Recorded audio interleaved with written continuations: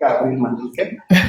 Ella es egresada del Instituto de Ecología, bueno, hizo su tesis de doctorado en el Instituto de Ecología y hoy nos va a presentar uno de sus últimos capítulos de esta tesis, que tiene que ver justamente con identificar sitios de conservación para un ecosistema poco considerado durante la historia. Entonces, Abril, muchas gracias y adelante. El acelerador. Bueno, pues, ¿sí? David, ¿cómo lo hiciste? ¿Es así? Vale. ¿Ya? Bueno, pues buenos días, muchas gracias a todos. Pues para cambiarle un poquito lo de David, yo les voy a presentar algo de plantas. Esto, como mencionó David, fue parte de mi tesis doctoral. Y bueno, como estaba comentando David, lo del cambio climático pues ya es muy sonado. Y lo que puedo remarcar, y bueno, no, para no ser tan repetitiva, sabemos que el cambio climático potencialmente puede cambiar la distribución de las especies. Ay, Dios. Este artículo, bueno, ahorita lo comentó David, pero me quisiera enfocar particularmente en las plantas, donde se ve que la composición, la abundancia sobre todo de las plantas, está cambiando dentro de las reservas de Mesoamérica. Entrando más en contexto en este trabajo también de David, aquí evaluó cómo está la composición de aves en las áreas naturales protegidas, pero del bosque seco. Y en grandes rasgos lo que podemos ver aquí en verde es que las aves no están bien representadas en estas áreas y bueno, si se protegiera el 17%, esto incrementaría. Y bueno, más reciente, nosotros aquí evaluamos cómo están representadas las plantas, pero ya dentro de las áreas protegidas en bosque seco. Y bueno, esto es a nivel continental, pero estos 4 cuadritos principales, de las 4 líneas dentro del cuadrito, representan las áreas protegidas. Y quisiera que vieran estas líneas, esto es en presente y futuro, y podemos ver que en la segunda línea es México, y la diversidad de plantas está subrepresentada en estas áreas. Y bueno, ante la emergencia y toda la situación del cambio climático, la COP ha establecido 2 axiomas. Bueno, estos ya son muy conocidos. El primero fue el target o el objetivo de proteger el 17% según la de Aichi. Sin embargo, hasta los últimos registros se reportó que solamente el 16.65 se ha protegido, pero muchas de estas áreas se han designado en áreas marginales o solamente de interés económico, la mayoría de ellas. Entonces, pues ya más adelante se propuso la meta 30x30, ¿qué quiere decir esto? Proteger el 30% de la superficie para el año 2030.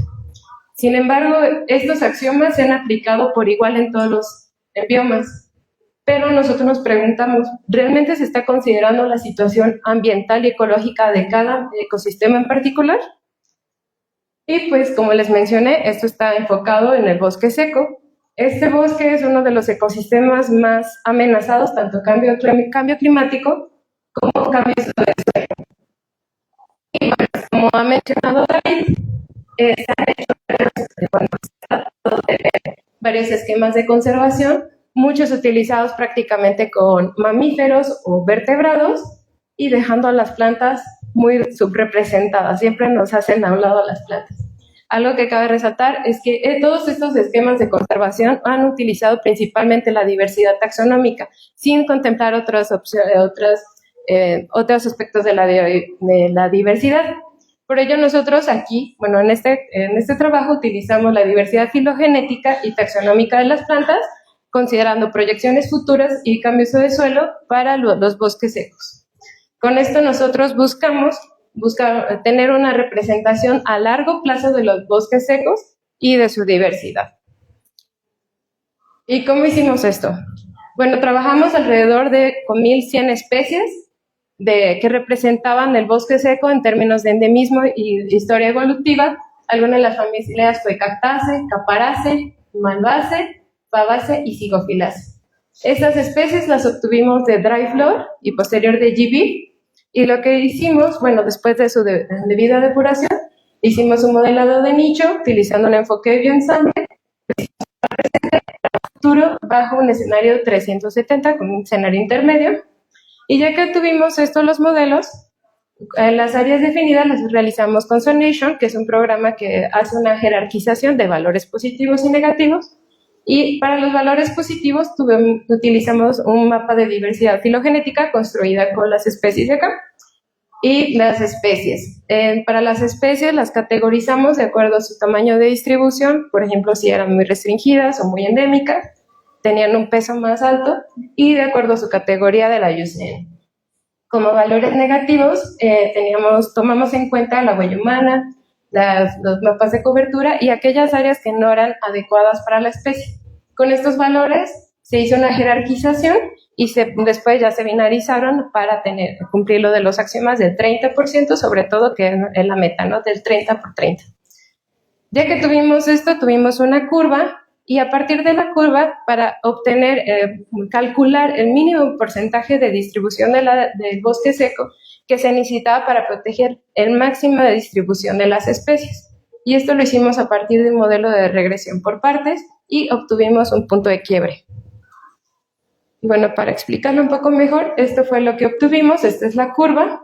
Aquí en verde, no sé si alcanzan a ver, es cómo está la situación actual de las áreas protegidas dentro del bosque seco, que abarca 13.6% y protege 12.2%. A este lado es el porcentaje de distribución de las especies, y en el eje de las X el porcentaje de área de distribución del bosque seco. Y bueno, en azul es nuestra meta final, el 30 por 30, que se protege 30% de la superficie del bosque seco y protege alrededor de 48% de la distribución de las especies. Y bueno, con nuestro análisis, ¿qué encontramos? Para el bosque seco, tomando en cuenta toda la situación ambiental y ecológica, encontramos que si únicamente protegiendo el 22.5% de la superficie, se protegería 39.5%. Entonces podemos ver que, bueno, aquí sí hay una diferencia de alrededor de 8% para llegar a la meta de 30%, pero que la diferencia no es tanta de lo que protegería de la distribución de las especies. Y esto lo podemos ver de nuevo en la figura de este lado de barras. Las barras es el número de especies que tienen, y este es el porcentaje de distribución que tienen. Los colores es el verde, es el porcentaje, las áreas actuales. El 22 es nuestra propuesta, el que está remarcado en naranja, y el 30 está en azul.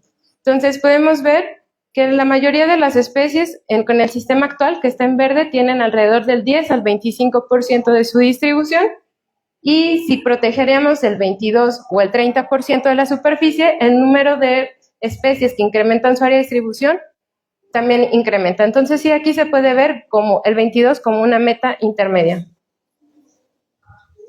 Entonces, en general, este es el mapa ya de la priorización a nivel continental.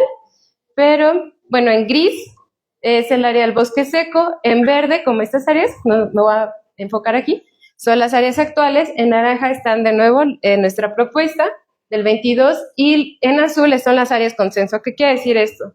Como mencionó David, son las áreas que coinciden en todos los escenarios climáticos o en todas las proyecciones climáticas, pero también coincide tanto en el 17 como en el 30%.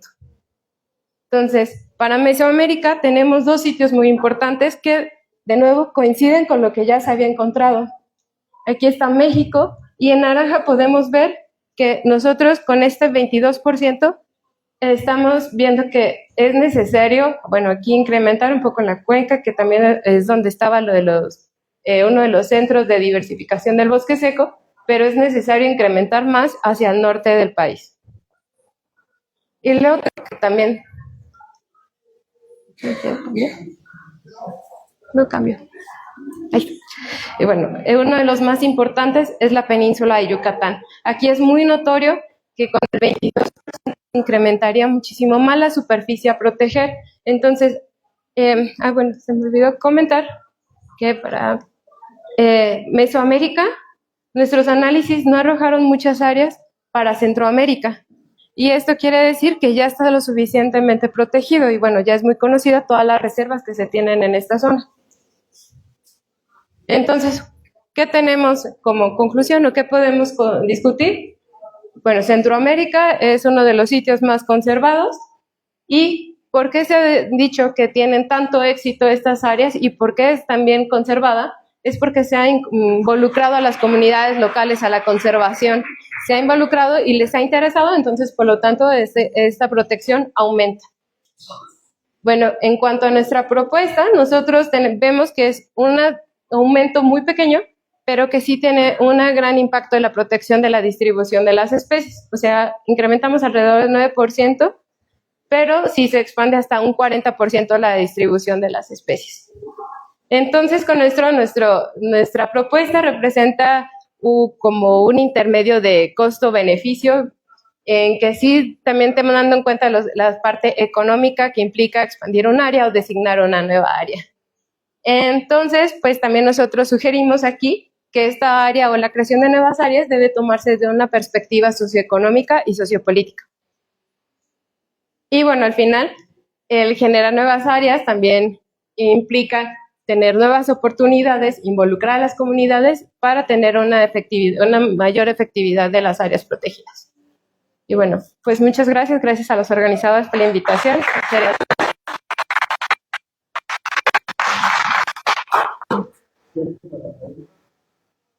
Eso te sirve.